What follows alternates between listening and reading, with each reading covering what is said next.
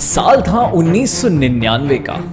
भारत बनाम पाकिस्तान, चेन्नई में कारगिल की युद्ध के महज कुछ ही महीने बाद तनाव बहुत ज्यादा था। भावनाएं अभी भी कच्ची थी, लेकिन मैदान पर जो दृश्य सबके सामने आया उसकी किसी ने उम्मीद नहीं की थी। ये कहानी आपके होश उड़ा देगा। एक ऐसा मैच जो कि भारत हार गया, परंतु भीड़ ने, क्राउड ने पाकिस्तानी टीम को स्टैंडिंग ओवेशन दिया। जी हां, आपने सही सुना, चेन्नई की क्राउड ने पाकिस्तानी टीम को स्टैंडिंग ओवेशन दिया। इतने गहरे राष्ट्रीय तनाव के बीच खेले गए एक मैच में कैसे खेल भावना यानी कि स्पोर्ट्समैनशिप और सम्मान व इज्जत का एक असाधारण प्रदर्शन दिया। यह है कहानी 1999 के उस ऐतिहासिक चेन्नई टेस्ट की, जो कहीं ना कहीं क्रिकेट का एक भूला हुआ अध्याय बन चुका है अब। लेकिन मानवीय भावना के सबसे बड़े और शक्तिशाली सबकों में से एक जरूर है। कारगिल का वो युद्ध अभी बस खत्म ही हुआ था। भारत और पाकिस्तान एक बड़े सैन्य और राजनीतिक तनाव का सामना कर रहे थे। माहौल अविश्वसनीय रूप से आवेशपूर्ण था, दुख और गुस्से से भरा हुआ। पाकिस्तान की टीम का एक भारत दौरा, खास करके टेस्ट सीरीज के लिए, बिल्कुल असंभव था। लेकिन फिर भी ये टेस्ट सीरीज हुआ। पाकिस्तान की टीम भारत आई चेन्नई में पहला टेस्ट खेलने। लेकिन चेन्नई की हवा में मैं बताऊं आपको, स्पष्ट तनाव दिख रहा था। सुरक्षा पहले से कई ज्यादा कड़ी कर दी गई थी।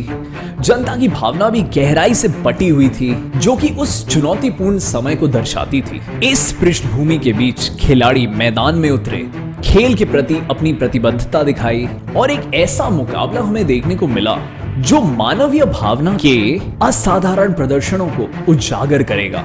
पहले पाकिस्तान ने बल्लेबाजी की, 238 रन लगाए। यहां भारत का अपर हैंड दिख रहा था। अब भारत की टीम आई बल्लेबाजी करने। भारत भी मात्र 254 रन ही लगा पाया।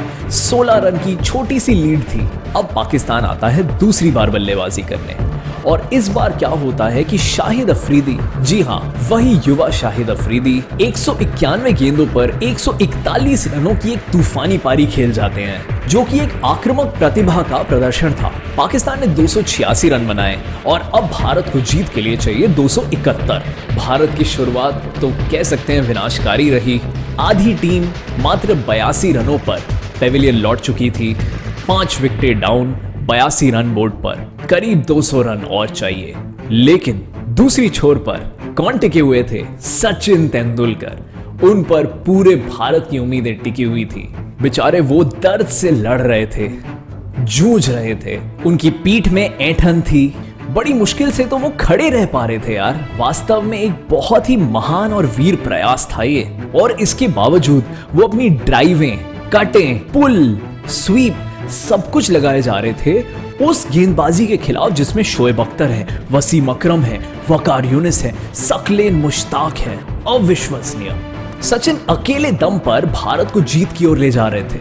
जब सचिन 136 रनों पर पहुंचे, भारत मात्र 17 रन दूर था जीत से। लेकिन उसी वक्त सकलेन मुश्ताक की गेंद को मिस टाइम कर देते हैं सचिन और आउट हो जाते हैं। पूरे स्टेडियम में एक अवाक कर देने वाली चुप्पी।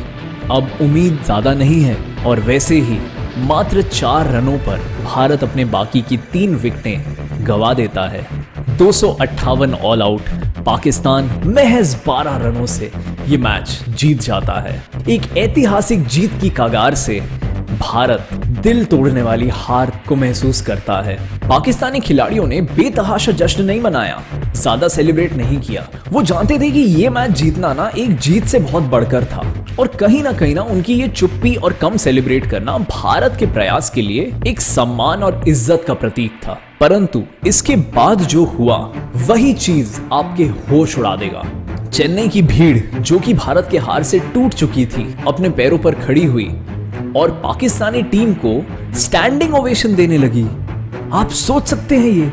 जी हां, कारगिल युद्ध के ठीक कुछ महीनों बाद हजारों भारतीयों ने अपने प्रतिद्वंदियों के लिए तालियां बजाई। उनके उत्कृष्ट प्रयास और खेले गए क्रिकेट की गुणवत्ता को स्वीकार किया। यह खेल और खिलाड़ियों के प्रदर्शन के लिए सराहना का एक अभूतपूर्व प्रदर्शन था। ये ना सिर्फ एक क्रिकेट मैच का नतीजा नहीं था यार, ये हार में भी गरिमा का एक असाधारण क्षण था। ये एक उत्साही भीड़ द्वारा अपने दुश्मन मुल्क के टीम के लिए भी सम्मान और इज्जत का एक महान प्रतीक था। 1999 का ये चेन्नई टेस्ट हमें सिखा गया कि वास्तविक सम्मान चुनौतीपूर्ण क्षणों में भी उभर कर आ सकता है और कभी कभी सबसे बड़ी जीत वो नहीं होती जो स्कोरबोर्ड पर दिखती है, लेकिन स्टैंड्स में, प्रशंसकों के दिलों में और मैदान पर साझा किए गए आपसी सम्मान में होता है। क्या इस कहानी ने आपके दिल को छुआ?